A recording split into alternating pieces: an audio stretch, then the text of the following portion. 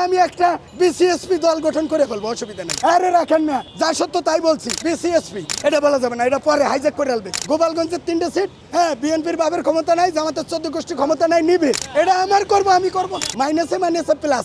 আওয়ামী লীগ নিষিদ্ধ হয়ে গেছে, এখন বিএনপি হয়ে গেছে, বুঝেন না আপনি? আমি এমনিতে আসি না, যুদ্ধ করে আমারে ধানমন্ডি থানা থেকে 15 আগস্টে বাইর করছে না, একটা মাছের মাথা দিয়ে কটা ভাত খাইছি। ধর্মপিতা আলহাজ সিরাজউদ্দৌলা, ওনার বালক ছেলে আমি, তারেক রহমানের বন্ধু সাদেক হোসেন খোকারে জানাইছি, কিশোর আকবরের আব্বা, যে মারছে সে মারছে।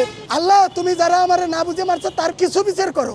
আর কিছু মাফ করে দিছি, তারা কাটা ভিডিও দেখে আমারে হয়রানি করছে। যে মা আমার বিয়ে করাইলো, সেই মহারাজকে জানাজা কবর মাজার জিয়ারত না করে, উনি তো এখন কবর বলা ঠিক হবে না। আমার মা হলো মহিষী নারী, এই জিয়ার মাজারি, অর্থাৎ বেগম জিয়া এবং শহীদ জিয়ার মাজারে জিয়ারত না করা পর্যন্ত আমি ঘুমাইতেও পারবো না, খাইতেও পারবো না। এই জন্য আমারে যারা না বুঝে মারছে তাদেরকে আমি মাফ করে দিলাম, কিন্তু আল্লাহর কাছে বিচার দিয়ে রাখছি।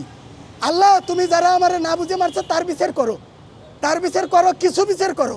আর কিছু মাফ করে দিছি, তারা কাটা ভিডিও দেখে আমারে হয়রানি করছে। গোপালগঞ্জের 3টে আসন যদি আওয়ামী লীগ নিষিদ্ধ না হয়, মাইনাসে মাইনাসে প্লাস, এই 2 নেগেটিভ মিললে প্লাস হয়।